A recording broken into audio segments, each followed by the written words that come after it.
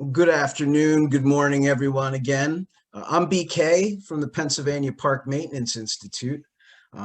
Today, we have invited two experts from the fields of consulting. With economic uncertainty and shrinking budget concerns on the horizon, there's an increasing need for essential service providers to use a data-driven approach to make strategic decisions, calculate value, and communicate return on investment to the public. Some organizations have been fortunate enough to implement software systems to assist with this process. Some organizations may be utilizing Excel spreadsheets or paper-based filing systems, and some organizations may simply need to learn where to start. For this session of Shop Talk, we have invited Barbara Heller and Jesse Myott, both from BerryDunn, to share their experience consulting with organizations and municipalities. Barbara is a manager and practice lead for Parks and Recreation with BerryDunn since June 2019. Previously, she was the president of Heller & Heller Consulting, a managing consulting firm specializing in state and local government, primarily in parks and recreation industry. She also has additional consulting experience with Sasaki Associates and Pros Consulting and has been performing client-focused consulting engagements for 14 years. Prior to consulting experience, Barbara spent over 30 years working at local government level with a variety of park systems. She was the executive director of Naperville Park District and Elk Grove Park District, both in Illinois.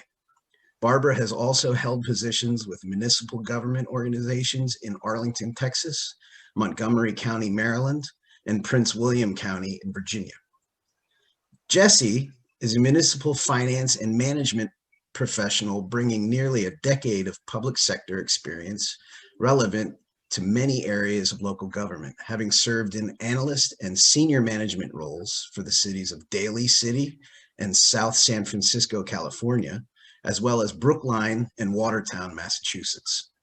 Jesse's municipal business process knowledge extends through city administration, citywide operations, budget planning, monitoring and delivery, public works, economic development and redevelopment, library and recreation services and facility planning, capital improvement, program development, and compensation and benefits analysis. Now that was a mouthful.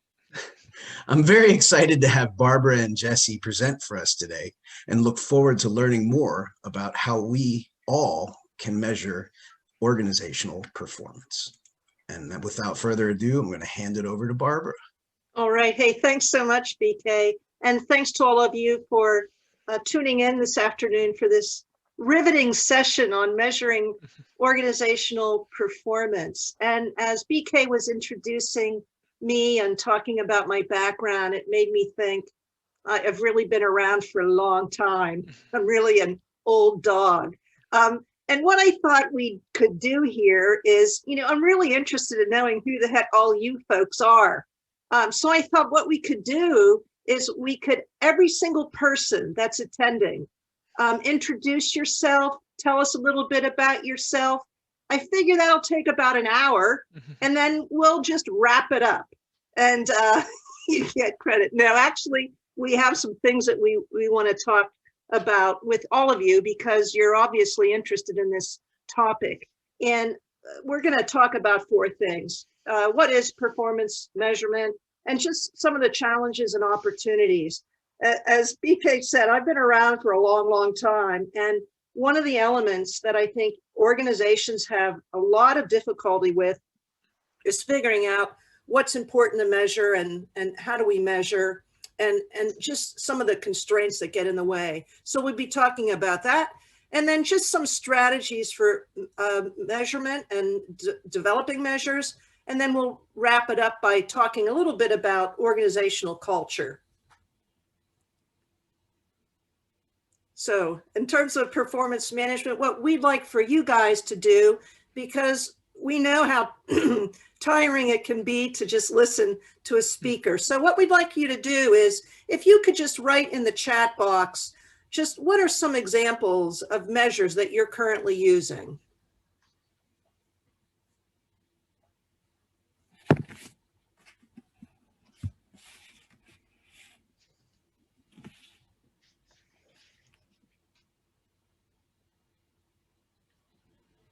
So we see cost recovery, open space per capita, number of members engaged, amount of money collected, number of attendees, monthly revenue and expense, 311 response, playground safety, park acreage per population, labor hour KPIs. I'm really interested in the labor hour KPIs. So whoever wrote that would like to get some info from you.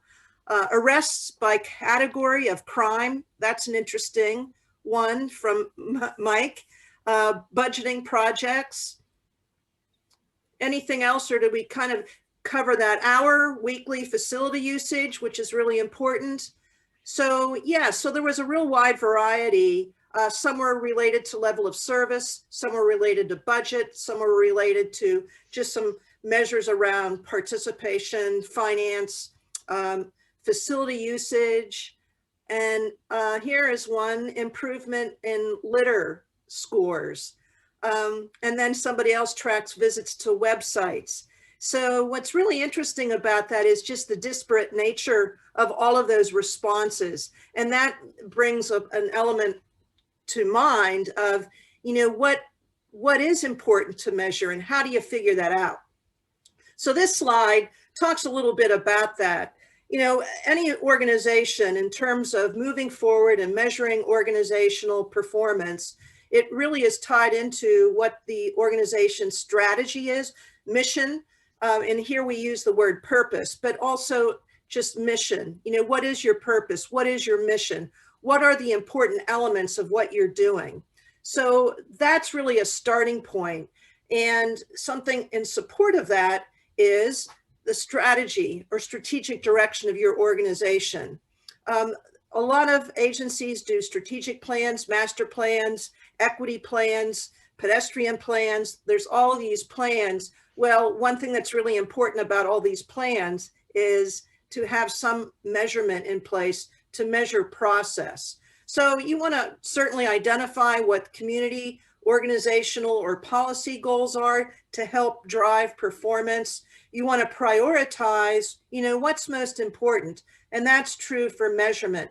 Too many organizations make the mistake of trying to measure way too many things. So you want to really restrict it to the vital few measures that are important to you. And then reporting on the progress is very, very important. And if you're looking for an example of an agency that's doing great work in this arena, it's the Park District of Oak Park in Illinois, www.pdop.org. And I'll put that in the chat box when Jesse takes over this session. But what they've done is they've identified what their key strategic areas are, from just accomplishing their mission, maintaining and improving infrastructure, being customer focused, being financially sustainable, and they have measures associated with all of these. And if you go on their website, first of all, it's a little bit hard to find these. You click on innovation, you click on about the Park District of Oak Park, click on innovation, and then you'll find some of the performance measures. But it's all real-time information that they track, and they've been tracking it for years. So anyway, that's just a shout out to an organization that's really, really best practice. So next slide. So, you know, why undertake performance measurement? And this is actually like a very important question to ask, because for many organizations, there's usually some real pushback from employees toward the measurement of how we're doing. It takes a lot of effort to get employee buy-in for most organizations. I know at one point, Westminster, Colorado, Parks and Recreation was going to embark on measuring performance, but they really took a lot of time to put this into play because they really worked very thoughtfully on how to engage employees and get employees on board to do this. So in terms of why undertake it, what gets measured gets done. You will find that when you start measuring different elements, employees understand and recognize that that's important and they'll pay attention to it. And if you don't measure, you really can't tell success from failure. And if you can't see success, you can't reward it. And then if you can't recognize failure, you can't correct it. So the other important part of this is I work with a lot of different agencies, and almost everywhere I go, I hear the comment that, you know what, we are not really good at telling our story. And performance measures are certainly a way of being able to do that. It really helps to take your show on the road, so to speak, and to win public support. I know in master plan processes, one of the common elements, and some of you called this out when you mentioned different elements that you measure, it's really important to know, like if you have deficits for park acreage or amenities, measuring through level of service, just where you are as compared to benchmark communities, is a way of demonstrating that you need some help. Another one is budget related. I know that a few years ago, Nrpa did a study of identifying what percent of an average park and recreation department, what percent is tax support versus earned revenue. And it was 70% tax support, 30% earned revenue. So I worked with an agency where they were getting zero tax support. They were 100% earned revenue. And having that metric to let them be able to communicate that to their elected officials was really helpful. The last bullet I have on here is just intuition versus data. You know, it's kind of interesting how everybody's a little different. Everybody manages a little bit differently. And to some people, very data oriented, really like facts and figures and numbers. Other people might be more inclined to use intuition. And you can imagine that, you know, the use of data and use of performance measures is really important to be able to support your decisions in something, that you're not going to shoot from the hip and just use your intuition all the time. Intuition is good in cases, but using some data is also like really, really critically important. Great. Well, thank you, Barbara, for that kickoff. I'm going to jump into our second section of the session here this afternoon, and we've got some challenges and some opportunities that we'd like to go over. I'm sure some of the challenges are ones that we've all experienced and continue to experience on a daily basis with regards to measuring our organizational performance and figuring out really how to develop the right measures and the right metrics and really capture the right data to tell the story we want to tell. And we hope that this will provide some insight and some valuable information here for some takeaways. We have our second question that we wanted to kind of ask you here initially, and then we'll get started into the second session, excuse me. But we can use the chat feature again, but what are some of the challenges and obstacles you have experienced when trying to measure organizational performance in your experience thus far? And we'll give a minute to assess what folks are saying.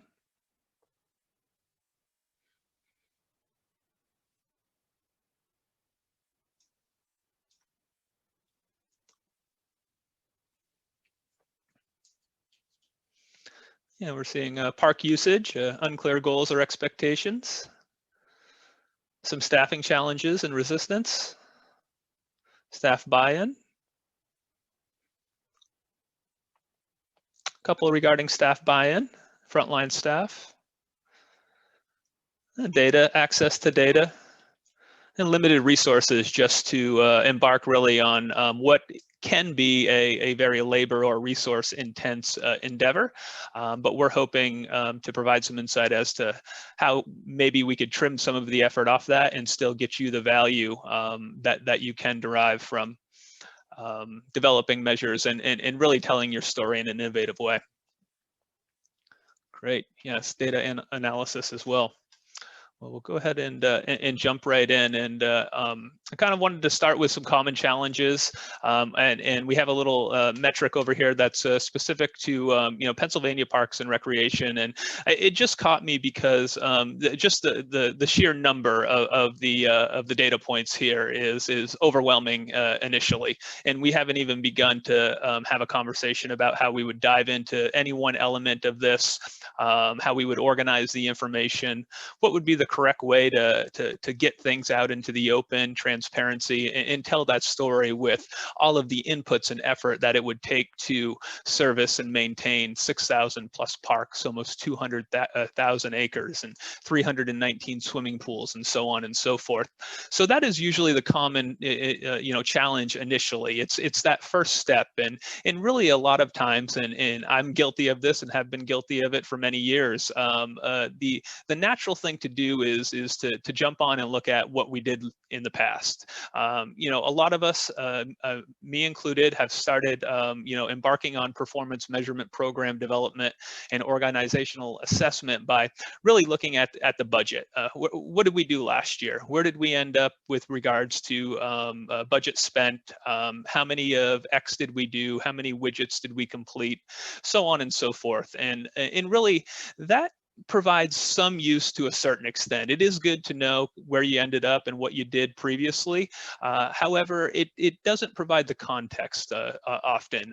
For instance, just because you came in under budget doesn't necessarily mean that that's an absolute good thing. Perhaps you came in under budget because you didn't execute as many of the items that you want to. Perhaps you didn't build as many things as you wanted to, and perhaps you didn't tackle the number of projects that you had scheduled. So while they can be of some use, we do caution on using things that really have already been published or completed or compiled in many ways. In order to get away from that, we really want to move away from counting things more or less. Although again, I don't want to take away from doing that because there is some value. But we're starting to find that the real value gleaned by embarking on an organizational assessment program or a performance management or measurement program is capturing and reporting on those things that are not tangible. They're very important. They're very impactful. But it's the innovation. It's the learning and development and the change that we may imbue just because we start doing things in a different way or better or more efficiently. And this is kind of the way I characterize it. I like to look at it in a little bit of a different direction, whereas the financials, looking at things we've completed, is what we've done really for something else. Looking at innovation and learning and change is really the way we would capture the value we're pushing out to others or an additional organization, something like that. Very difficult to do, but certainly much more valuable if we can get organized to do it effectively and efficiently. Another challenge is focusing on the short term. We've heard in many different sayings and ways that the urgent typically drives out the important. Often when that happens, it causes us to focus on really the here and now, the daily operations, figuring out how to continuously operate effectively and efficiently, under the radar within the current framework of the way we're doing things. Again, much like backward-looking financials or metrics, that's not a bad thing.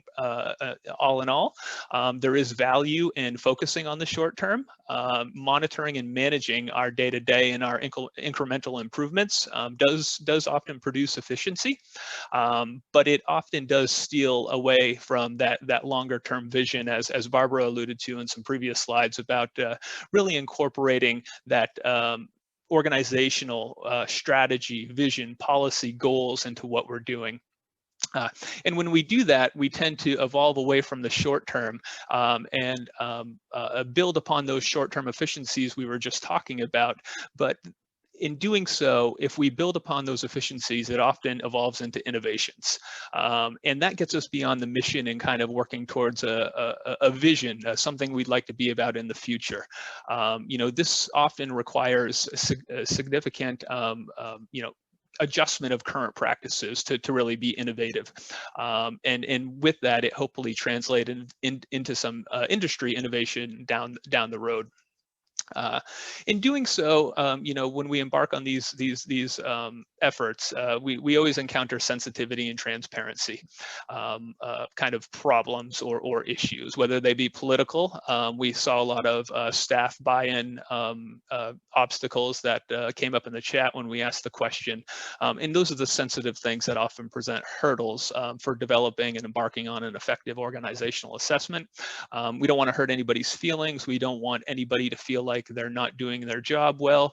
And we also don't want to feel like we're holding information from our stakeholders in the public or elected officials because we're not happy with what the information may be saying or how it may be interpreted. And that really gets us to the final challenge is converting that last mile of data. Within the chat, I also saw some things about what to do with the data once we get it and how to organize it and perform that analysis.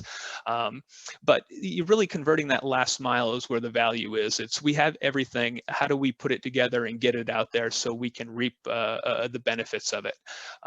We do that by overcoming some of those short-term challenges. You know, we want to report on delivering daily results and customer satisfaction. And we also want to report that we're getting efficient. Things are getting done faster and cheaper and more effectively. But we also want to convert that data to show that we're meeting those policy goals, that our operation is effective, and we're working toward that vision to really ultimately get to that industry transformation.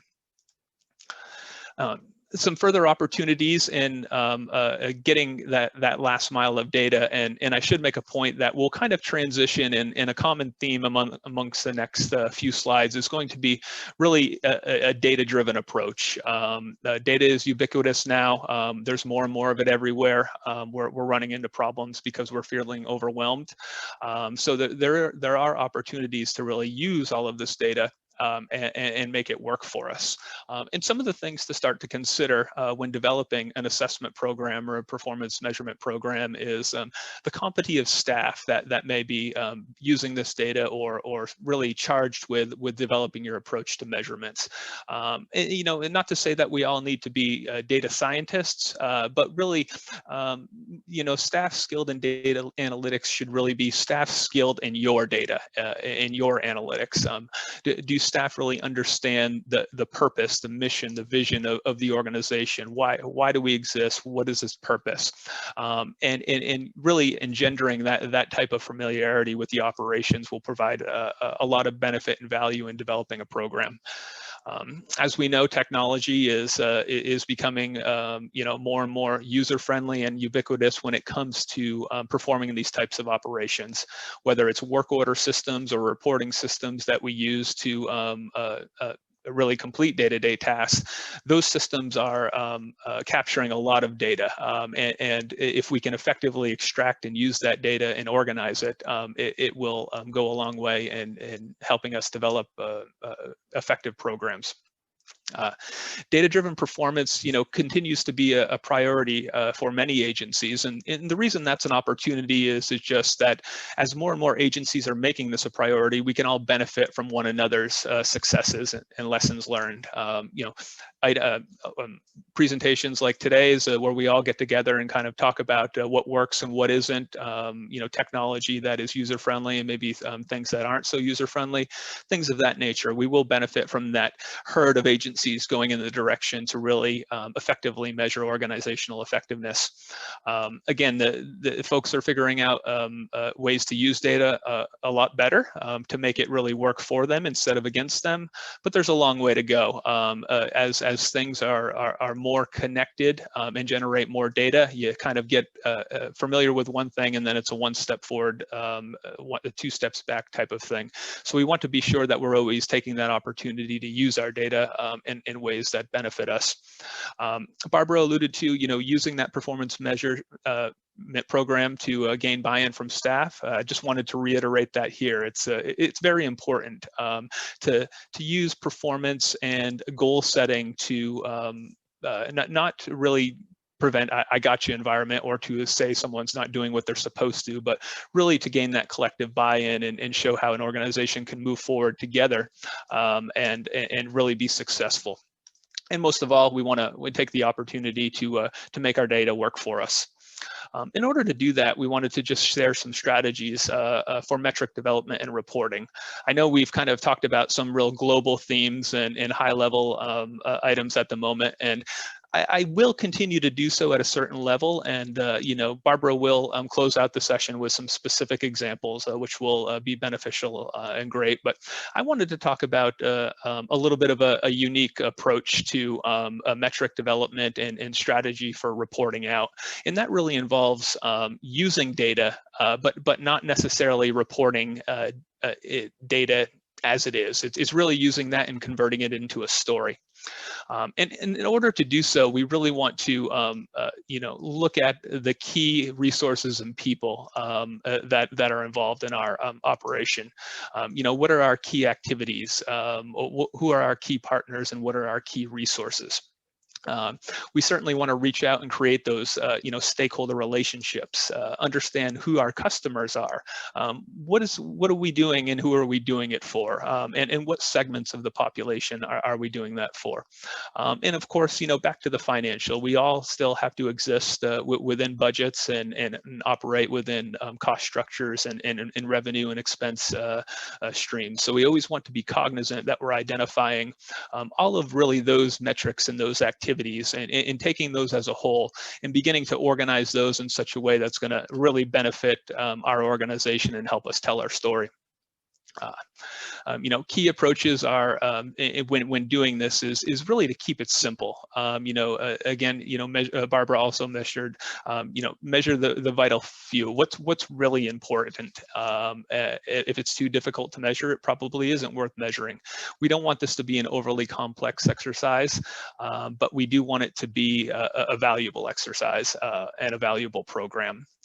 We want you to revisit things frequently, review, revise, and update targets, goals, even metrics, dashboard elements, things of that nature. It helps provide a fresh perspective and allows really for some continuity of reporting when things change up a little bit. It's helpful to use multiple indicators when developing, you know, metrics or performance programs. We can look at outputs, you know, those counting of things. How many things did we do? How many acres did we mow? How many miles of X did we lay in the ground? So on and so forth. But we certainly want to, you know, consider those outcomes as well, the impact that we had on things, as well as how efficient and effective we did those. And really having different levels of measures is vitally important as well. Can have global measures at the organizational or department level, but also divisional measures are very helpful as well. They're a little bit closer to the frontline staff. Again, another element that came up in the chat that provided some hurdles, and that allows folks to really say, hey, this is really tied to what I'm doing on a daily basis, and this is how I can affect this one way or the other. And that really gets us to, you know, in opposition really to developing a traditional dashboard or performance measurement program. You know, I want to offer in the next couple of slides an alternative approach, and that really is, you know, developing a narrative around your data. Again, instead of reporting out those metrics of I did X, Y, and Z and X number of things, really figure out how you can use data as that foundation, but kind of keep it hidden in the background and tell your story in another way. And perhaps that may make it more accessible and provide more value to the organization. You know, you always want to identify what you want to do first. And that really gets you thinking about, you know, can you give people an understanding of what we're doing in a way that doesn't involve numbers? If we want to do that, how would we obtain that information? You know, and how would we analyze that information? We talked about it being hard to measure innovation and change and learning. So it does take some brainstorming about how to really accomplish all of this. And then ultimately, how can we get folks to digest it? What would we visualize all of this looking like if we embark on doing something like this? couple of key points to help you with that is if you did want to take a more storyboard type approach, you think about your narrative and your data, you put those two together and you really get an explanation about something. So whether it's a task or something the organization is embarking upon, putting those two together, it will give a reader or a consumer of that information an explanation. If we look at a visualization, a graphic or something that has the fundamental use of that data, that would provide some sort of enlightenment. It gives a little bit more of an approachable stance to things. It doesn't require putting two things together or mathematics or anything of that nature. It's just very digestible and consumable. And really that third point, that narrative plus the visuals, you get that engagement. And that's really what we're all looking for here is how do we engage folks and get them familiar and understanding of what we're doing. And in doing so, are they thinking that we're doing a good job, and therefore we're essentially measuring our organizational effectiveness in that way. You have to connect a series of events. We can't have one-off measures here and there, or dashboard elements that don't connect very well. It really, think of a story. It has a beginning, a middle, and an end, and there are connections in between that really bring the person all the way through.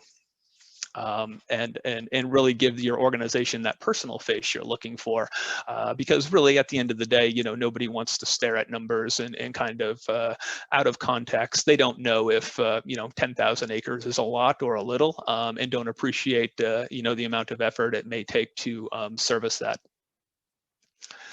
In order to do that, to really put that face to it, I mentioned earlier that the numbers have to stay hidden a little bit. Numbers are not your whole story.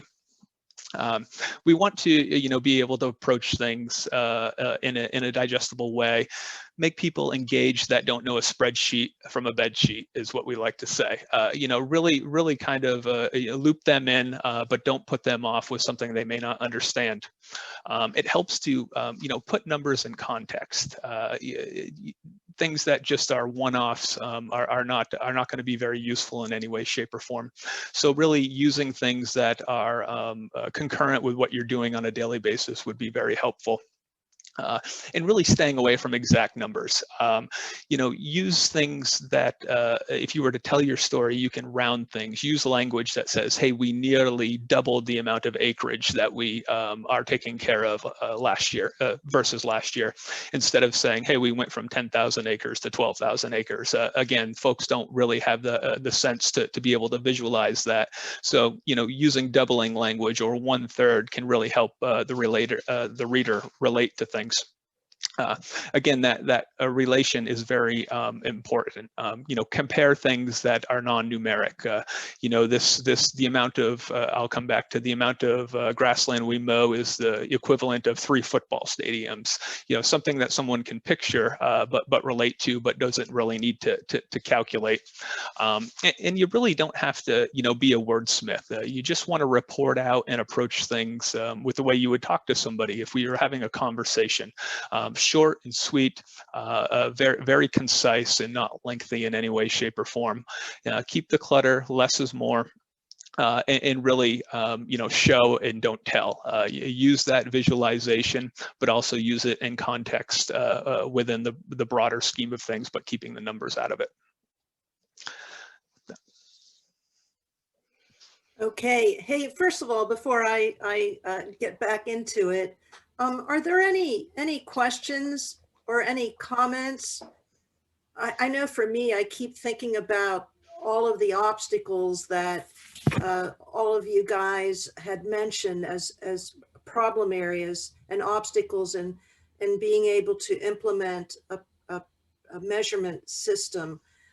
If anybody has a question or comment of anything that we've discussed so far, or if you want to put it out there about, gee, why is it so hard to get staff buy-in? Yeah, so any questions or comments, you can either unmute yourself and ask a question, or feel free to use the chat box.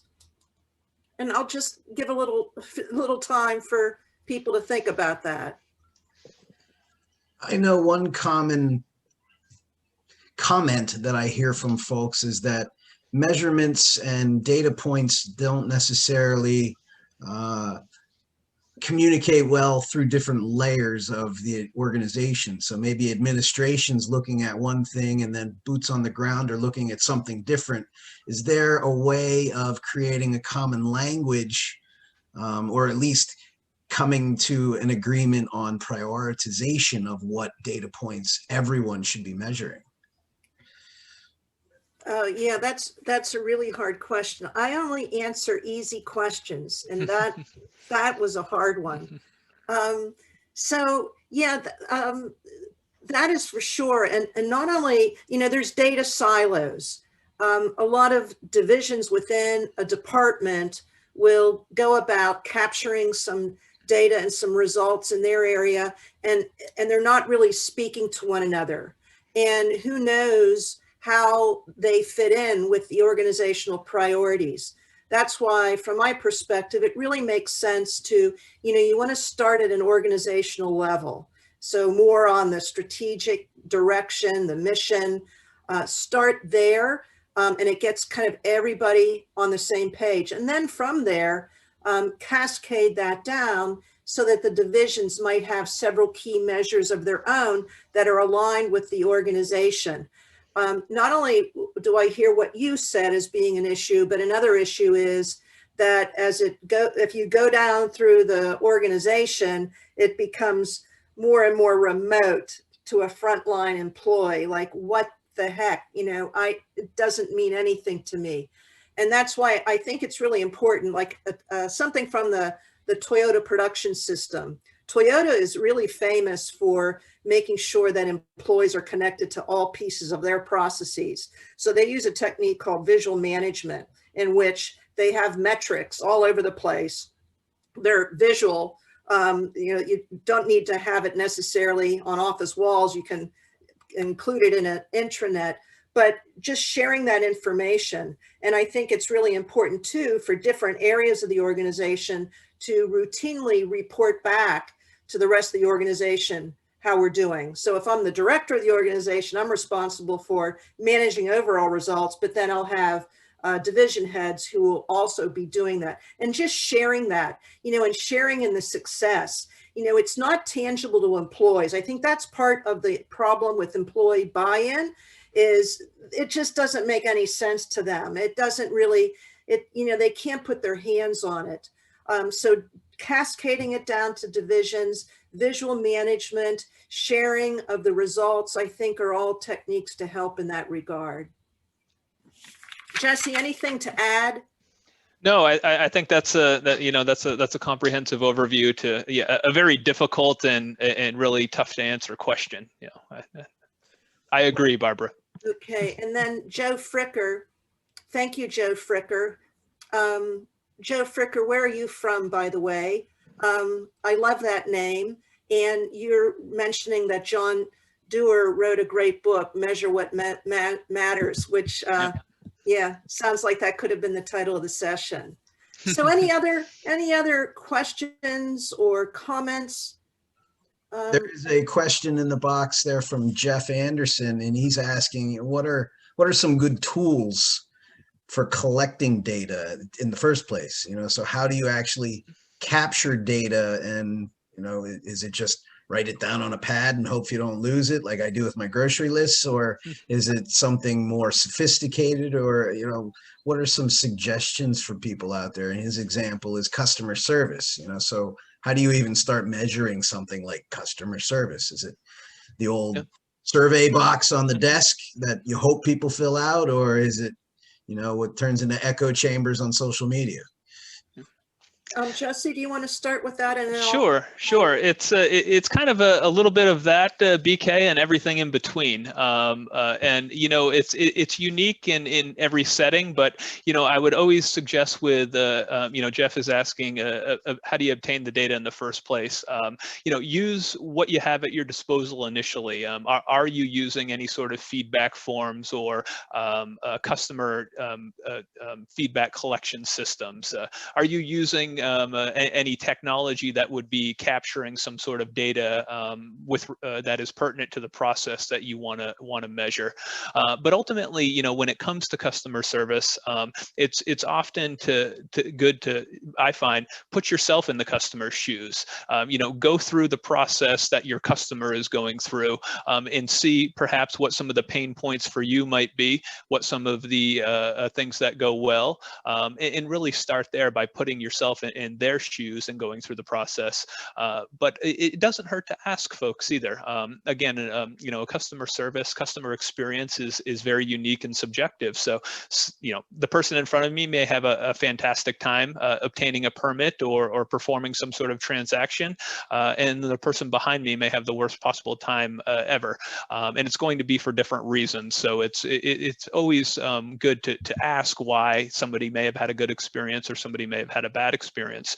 And also, tap your staff. Often if it's not a completely transactional electronic process, you're going to have staff or people on the other side of the transaction involved. So, offer them a chance to give some feedback as well about what they feel is working well when they're trying to provide some sort of service to a customer, and where they think improvement can be made as well. Yeah, and then I know a lot of agencies will use the program registration system reports, maintenance management reports to get some data. There's some really good software for asset management, asset inventory. Mm-hmm. And then the use of GIS is I think, going to become increasingly important for the park and recreation industry. I'm seeing so many more agencies using GIS applications to determine some issues relative to equity in terms of where parkland acreage is, where amenities are, and things like that. And another tool to be able to use is take a look at the Nrpa Park Metrics database. That has some comparisons that could be helpful. There's some information there. It doesn't really matter if you're in Birmingham, Alabama, what Kalamazoo, Michigan is doing, but there are some metrics there that are really helpful. And wouldn't it be great if there were more organizations in our industry that would start capturing some data so that we can do better benchmarking? I know in the master plan work I do, so many times an agency wants to get a sense of staffing levels, and BK and I recently exchanged some information about this. Is, how do you know what the appropriate level of staff members are, especially on the maintenance side of things? And there really isn't any standard that relates to that. But yeah, there's all sorts of opportunities that we can do to make that happen. So I have this little process chart here, just showing the expanse of what's involved in measuring. So I start with a strategic objective. So I started by talking a little bit about the Park District of Oak Park. And one of their strategic objectives is to become more customer focused. They want to really make sure that the customer is driving a lot of their decisions and the way they operate. So then from that objective, they'll develop a key performance indicator. An obvious one is customer satisfaction. So measuring customer satisfaction. And I will say, agencies are not so great at having any kind of a system-wide approach to measuring customer satisfaction. In order to really get robust and useful information about customer satisfaction, there should be an overall process for all parts of the organization. And you got to be careful with frequency. I know there's some agencies that will send out customer satisfaction surveys just, like every 8 weeks, and people are like so sick and tired of it. So you got to be careful. But, I think generally speaking, our organizations are really good at capturing information. I always use the acronym of CARV, C-A-R-V, capture, analyze, respond, verify. So yeah, it's all well and good to capture, but we want to make sure that we analyze the information. And then what do we do with that? I mean, if it's something customer centric, we want to respond to the customer, say, hey, we've measured, we've found out this result. And then verify that if you need to put some improvements in place, that you verify, you document that you have made those improvements. So a lot of organizations that have never measured, they'll start with just a simple Excel spreadsheet. An agency that's done it for a while, like Park District of Oak Park, they use a software program called iDashboard, and then they're able to show real-time information on their website. So start with a strategic objective of customer focus, key performance indicator, overall customer satisfaction. So data source, and this is important. People run into trouble when they try to measure something that it takes more time to get the result in the measurement than any value you derive from the result, if that makes sense. So you gotta identify, like, what's the data source? Is it program registration system? Is it a 311 system? You know, where are we getting the data? And then taking a look at, you know, how difficult is it? If it's gonna be really difficult to measure and very, very time consuming, and that's, I think, when I think about staff resistance to measures, a big part of it is time. Like, hey, I'm busy, leave me alone. I don't have the time to do this stupid stuff. So you've got to be really careful about number of measures and how you're doing it. And then frequency, you know, how long or how often are you going to do this measure? Like I mentioned about a lot of agencies will use customer satisfaction measures, and they'll do it every 8 weeks. And then there's no time to do anything with that information. So they're just collecting with no end result. And then after you've gotten going, you want to establish what target, you know, what are we aspiring to? And currently, what is our baseline performance? So when you get started, you'll put in how you're doing currently. And then after you've gotten some data to work on, you'll want to establish some level of target. Jesse made some really great points about data visualization. I know I once worked with an organization that had 20 pages worth of measures. And I thought, oh my God, I mean, if I were an employee, I would just absolutely go crazy. It's so much information. And when I asked the employees about it, they all gave the company line of, oh yes, it's very valuable. Yes, we use it all the time. But to me, it's like, you're not going to get employee buy-in if you're flooding it with just so many different measures. I know I always say, from an organizational perspective, if you have somewhere 12 to 20 key measures, that's a good place to start. And that would be something, when you look at Park District of Oak Park, if you get on their website, they have a ton of measures. I know for me, I would want to shrink that down, start small. And as Jesse said, less is more. So that's kind of the process. You relate it to an objective, you identify what an indicator is, what's the data source, is how easy is it to do, what's the frequency, baseline performance, how are we doing currently, and then based on how we're doing currently, let's establish a target. And then it's really good to retool this and take a look at this, like on an annual basis, because when you get started, you'll find there's some measures that, okay, so like what value is derived from that result? Not a whole lot. So just discontinue that, come up with something new, or just eliminate that as a measure. So the last part we're gonna do, next slide. Oh, sorry, Barbara. Yeah, that's okay. You were so enthralled in the conversation that you forgot to change the slide. Okay, so we thought we'd give some examples of what we see are common metrics. Like one, and these are on the maintenance side of the house.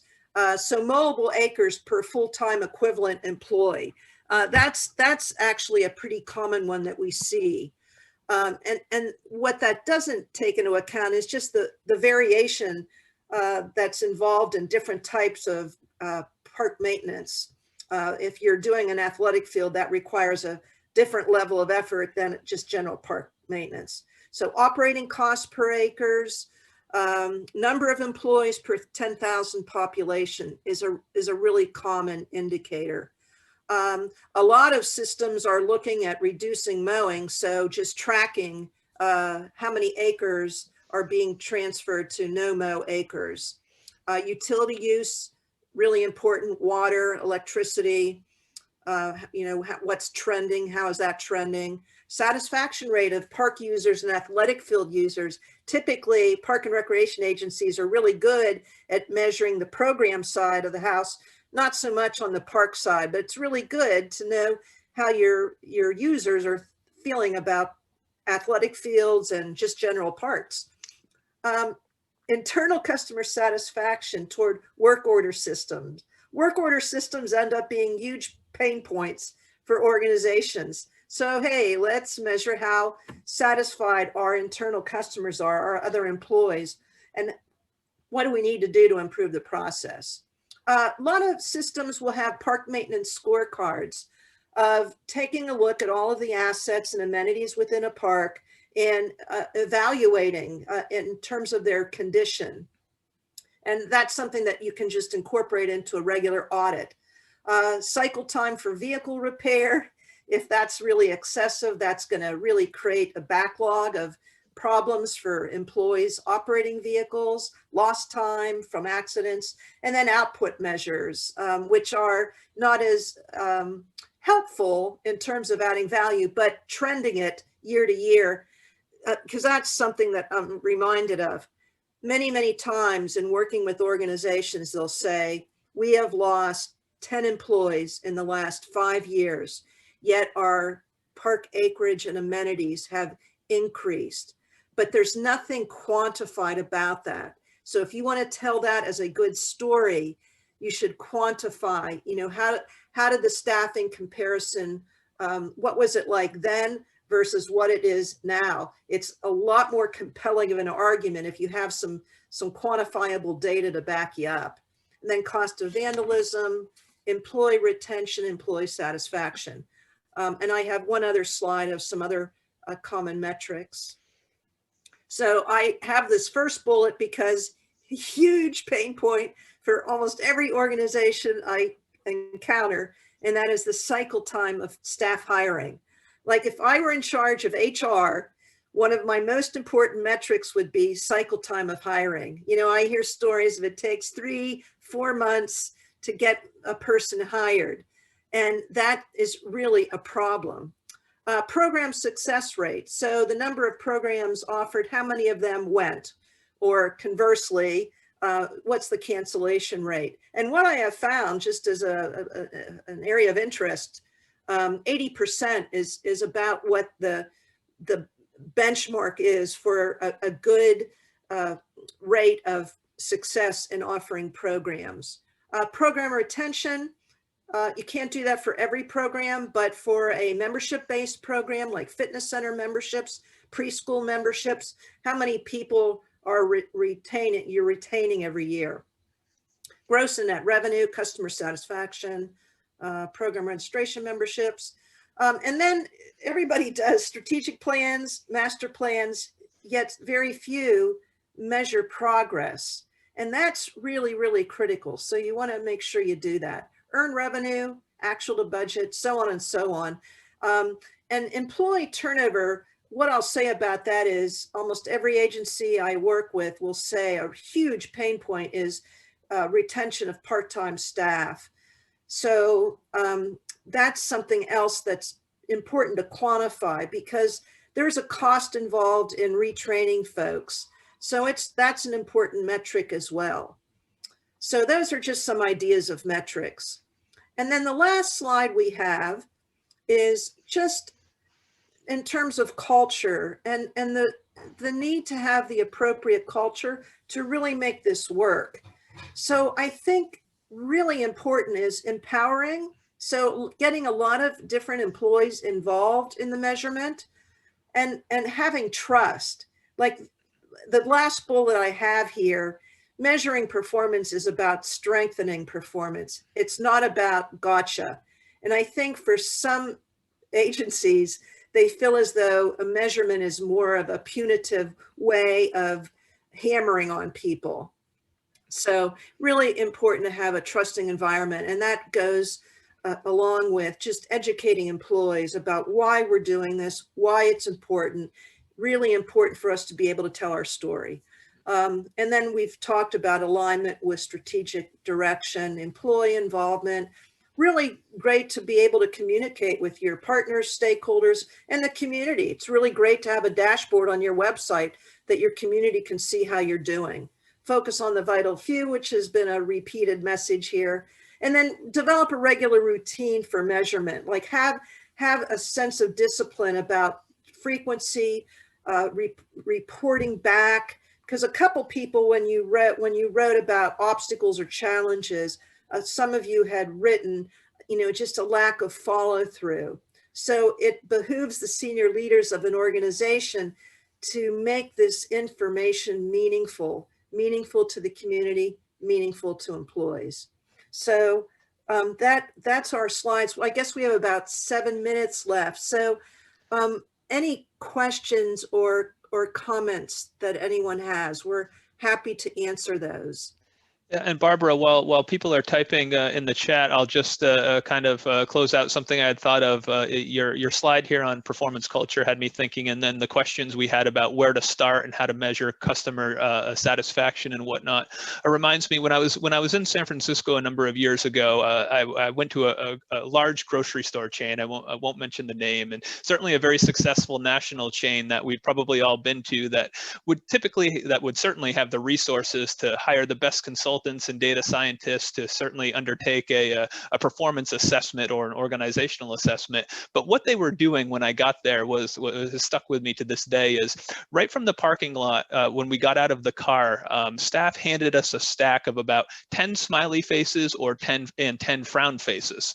And what they had us do is as we walked from the parking lot into the store and throughout the store and did our shopping, they had various points where we could either drop off a smiley face or drop off a frown face if our experience had gotten worse at that point. So we walked through the door, we were still happy when we got through the door, nothing was making us angry at that point. We put a smiley face in the bucket. We would go to the deli counter, perhaps something happened there, we might put a frown face in there, and so on and so forth. And the idea was to use that through your journey through the store, and they would use that to assess why is everybody having an issue or a bad experience at this point in their journey. So starting small, starting basic, and starting just innovative like that, you can really gain a lot of insight in embarking on simplistic opportunities like that. Yeah, thanks. That was a good addition. I'll take a guess at what store it was, but well, one thing that comes to my mind on your last bullet point there is, the carrot and the stick. And when you kind of think of the traditional mindset, when you think performance is usually more of a stick than a carrot, it is, especially when you're dealing with private sector versus public sector versus union and all these other kind of things. I mean, is there a best practice to be more appreciative and be more on the carrot side of things that doesn't necessarily conflict with union rules or public administration rules? Like you can't give people time off and these kind of things. So what are some things that people can do that won't violate labor issues and things like that? Yeah, well, part of it is just there's so many ways of even non-monetary recognition. When you look at what people say about recognition systems, at the top of the list for people is simple acknowledgement from the person they report to. So, and I think generally speaking, leaders are not really good at remembering to do that. So I think it's a part of just reporting back to your group, hey, here's how we're doing, here's some measures, and hey, here's some things that we're really doing well. So celebrating those great wins that you're having in terms of how you're performing. And then also, doing something about those efforts that you're not doing as well, but just constantly reinforcing the affirmative and just getting people involved. I think, and here's Sean McGrew, who must be a real reader. He says 1,001 Ways to Reward Employees, a fun book to read. But yeah, so there is so many opportunities from a non-monetary perspective of recognizing and honoring the really good work of folks. And I saw Joe jumped on with his camera there. Did you want to expand upon the book that you brought up there, Joe? Unmute yourself.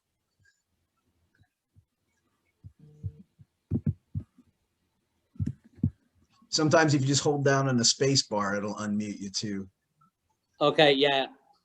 Can you hear me? We can.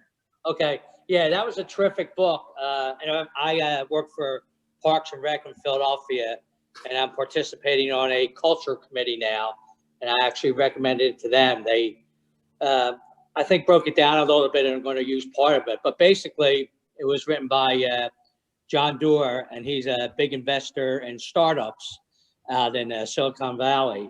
And very simple, he has a system called OKRs, objectives and key results. You know, you set the objective and then you pick 2 or 3 key results to determine whether or not you make it. You know, his recommendation is quarterly, you know, for the measurement and the assessment. And Microsoft, actually Bill and Melinda Gates Foundation and Google, the founders of Google, have credited that to much of their success of their endeavors. So it's super simple, but super effective. And, you know, it's a pretty easy read if anybody's interested, but it's a terrific system that really lets you know whether or not your, you know, your objectives are being met. So. Thanks. Well, thank you for sharing. That's great. Yeah, that is great. Thank you. And thank you, Sean, for adding your insights on the books. And we just saw Jody put something in the chat box there. She says, I think that there is value in making it a priority to get to know your staff. It makes a little easier to know them and what's important to them. And I come from a team building background. That was my first hat in the ring in recreation, was focusing on team development. And that is the 101 kind of process. Is you need to get to know everyone first so that you can build that comfort level and establish those layers of trust, so that when you do give constructive feedback, it's not viewed as an attack. It's viewed as constructive feedback, like it's meant to be. But I've also been told by my wife that, you know, it's not what I'm saying, it's how I say it. So it is important to realize that, you know, sometimes energy and your inflection and the ways that things are communicated need to be appreciated as well. And so it's always both sides of the coin. And as my dad used to always say, make sure it's a sandwich. So you start with something good, then you give the criticism, and then you finish with something good. So that way it doesn't get felt like an attack all the way through. Well, I see that we're at the end of our time here. I really want to thank Barbara and Jesse for your participation today. This was very insightful, and I really appreciate you taking the time to share your insights with us. Do you have any thoughts that you would like to say in closing?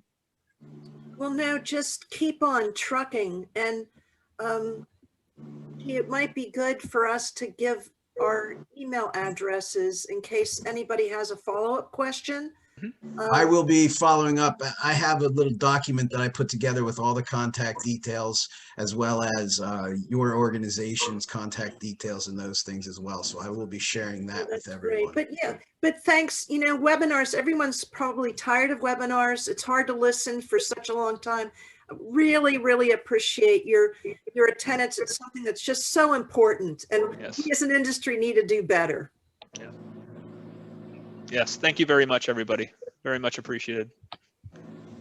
So thank you, everyone, for your participation today. I will be following up with contact emails for the recording, as well as our next coming session, where we'll be investigating asset management and investigating some of the thoughts of how do we keep track of some of the capital investments that we've been putting together. So again, I'm BK from the Pennsylvania Park Maintenance Institute. It's been great hosting you, and we hope to host you again in the future. Thank you, everybody.